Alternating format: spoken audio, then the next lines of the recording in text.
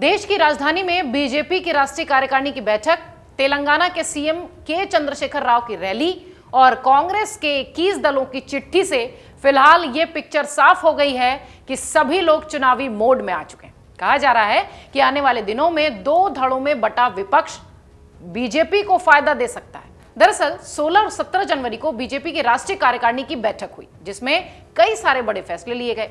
बैठक के बाद बीजेपी का फोकस यूपी पर ज्यादा दिखा। हम आपको बताते हैं कि बैठक में बीजेपी यूपी में क्या बड़े फैसले लेने वाली है, लेकिन उससे पहले यह जानिए कि भारत जोड़ो यात्रा में न जाकर केसीआर की रैली में अखिलेश यादव आखिर क्यों पहुंचे। अखिलेश यादव को दोनों तरफ से निमंत्रण था। अखिलेश यादव को भारत जोड़ो यात्रा में भी शामिल होने के लिए बुलाया गया था और अखिलेश यादव को केसीआर ने अपनी रैली में भी बुलाया था, लेकिन अखिलेश यादव पहुंचे केसीआर की रैली में। बीजेपी की राष्ट्रीय कार्यकारिणी की बैठक के एक दिन बाद तेलंगाना के सीएम के चंद्रशेखर राव ने विपक्षी पार्टियों की मेगा रैली को आयोजित किया।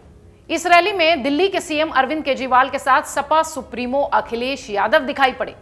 कांग्रेस की भारत जोड़ो यात्रा में शामिल नहीं होने वाले अखिलेश यादव के हैदराबाद जाने को लेकर सियासी सरगर्मी तेज हो गई। अखिलेश यादव पहले भी केसीआर, शरद पवार और ममता बनर्जी को प्रधानमंत्री का उम्मीदवार बता चुके हैं। 3 पॉइंट्स में यह जानिए कि कैसे केसीआर की रैली में अखिलेश यादव शामिल होते हैं और क्यों यहां पर पहुंचकर ये अपना कद बड़ा या भविष्य की राजनीति से जोड़कर दिखाना चाहते हैं। तीसरा मोर्चा बनाने की जो कवायद है, उसे लेकर अखिलेश यादव मजबूत क्षेत्रीय इलाकों का समर्थन करते हुए यहां पहुंचे थे। इन्होंने ममता बनर्जी, शरद पवार, लालू प्रसाद यादव और केसीआर का नाम कई बार लिया है।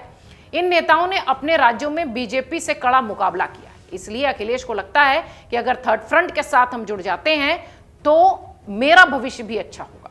तीसरा मोर्चा यानी थर्ड फ्रंट बनाने को लेकर अभी तक किसी भी नेता ने औपचारिक बयान नहीं दिया है। हालांकि क्षेत्रीय जो प्रपंच है, जिस तरह से एकजुट हो रहा है क्षेत्रीय दल, उससे इस तरह की अटकलें लगाई जा रही हैं कि अखिलेश यूपी में एक मोर्चा बनाकर 2022 के चुनाव में बीजेपी को कड़ी टक्कर देंगे।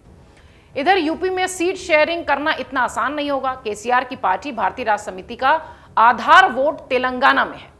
केसीआर अलग तेलंगाना की मांग को लेकर राजनीति की ऊंचाइयों पर पहुंचे हैं। चुनाव आयोग की एक ओर से जो केसीआर को एम्बेसडर कार चुनाव चिन्ह मिला है, उसके साथ अगर जाएंगे तो उनके लिए थोड़ी मुश्किल होगी। तेलंगाना के अलावा केसीआर का किसी भी राज्य में जनाधार नहीं है। अखिलेश जानते हैं कि केसीआर के साथ जाने से उनकी पार्टी को यूपी में सीटें देनी पड़ेंगी। इधर कांग्रेस की कवायद पर पानी फेरना भी अखिलेश का मकसद हो सकता है, शायद इसलिए वो वहां पहुंचे हो। कांग्रेस ने 30 जनवरी को 16 विपक्षी पार्टियों को राहुल की भारत जोड़ो यात्रा में शामिल होने का न्योता दिया। हालांकि केसीआर, अरविंद केजरीवाल और असदुद्दीन ओवैसी को आमंत्रण नहीं भेजा गया। अखिलेश केसीआर की रैली में जाकर कांग्रेस की विपक्षी एकता की हवा निकालने की कोशिश में है। अखिलेश कई दफे कांग्रेस और बीजेपी के अलावा थर्ड फ्रंट की वकालत भी कर चुके हैं। अब बात कर लेते हैं कि केसीआर कितने मजबूत हैं, जो कि वो विपक्ष को एकजुट करने में लगे हुए हैं। तेलंगाना में लोकसभा की कुल 17 सीटें आती हैं, जिनमें 9 सीटें अभी केसीआर की पार्टी के पास हैं। केसीआर की पार्टी ने 2019 में लोकसभा की अधिकांश ग्रामीण सीटों पर कब्जा कर लिया था। केसीआर पिछले 9 सालों से राज्य के मुख्यमंत्री हैं और केंद्र की मनमोहन सरकार में भी मंत्री रह चुके हैं। हाल ही में केसीआर ने अपनी पार्टी तेलंगाना राष्ट्र समिति का नाम बदलकर भारत राष्ट्र समिति किया है, यानी वो ये संकेत दे रहे हैं कि वो राष्ट्रीय राजनीति में जाने के लिए तैयार हो चुके हैं। कांग्रेस की केसीआर से क्यों दूरी है, यह भी सियासी गलियारों का बड़ा सवाल है। 2014 से पहले केसीआर कांग्रेस गठबंधन के साथ थे। उन्होंने सोनिया गांधी से यह वादा किया था कि तेलंगाना राज्य बनने के बाद अपनी पार्टी का विलय कांग्रेस में कर लेंगे। 2013 में कांग्रेस ने लोकसभा में आंध्र प्रदेश को विभाजन कर तेलंगाना राज्य बना लिया। तेलंगाना बनने के बाद केसीआर मुकर गए। इतना ही नहीं, कई मौकों पर उन्होंने सोनिया गांधी और राहुल गांधी पर जमकर हमला भी बोला। तेलंगाना में भारत जोड़ो यात्रा के दौरान ही राहुल गांधी ने ऐलान कर दिया था कि केसीआर को साथ नहीं रखा जाएगा, इसलिए इन दोनों में दूरियां दिखाई पड़ रही। अब आइए संक्षेप में जान लेते हैं कि लोकसभा चुनाव के चलते यूपी में बीजेपी का क्या प्लान होगा। लोकसभा चुनाव के लिए संगठन के किले कांटे दुरुस्त कर रही है भाजपा। कार्यकारिणी की बैठक के बाद यूपी में जल्द बदलाव भी दिख सकते हैं। ये शुरुआत भाजपा की प्रदेश टीम से होगी।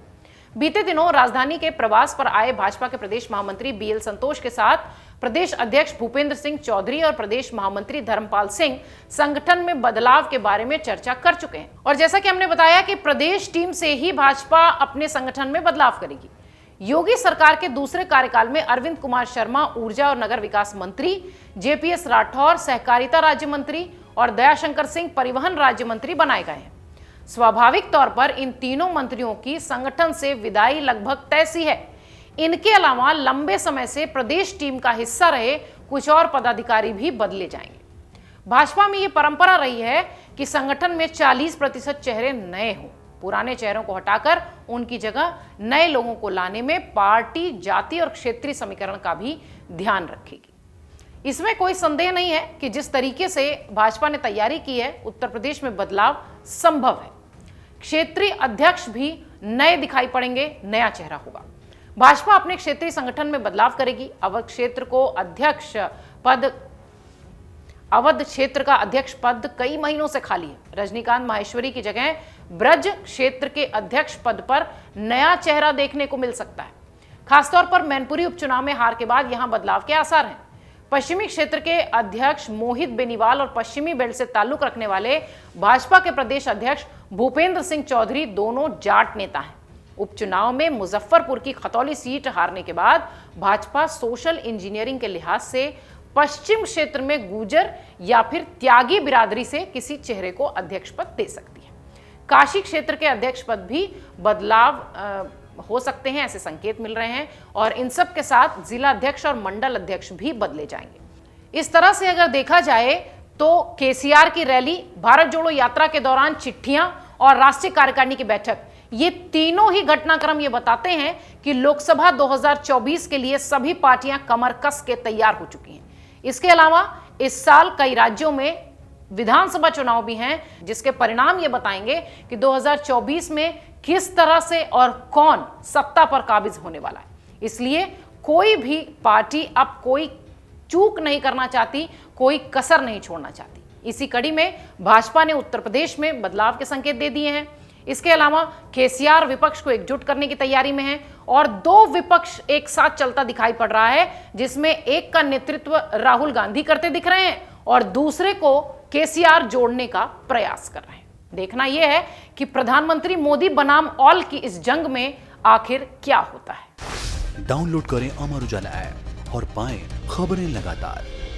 अगर आप ये वीडियो YouTube पर देख रहे हैं तो हमारे चैनल को सब्सक्राइब करें और बेल आइकन को दबाना ना भूलें। अगर आप Facebook पर ये वीडियो देख रहे हैं तो हमारे पेज को लाइक करें।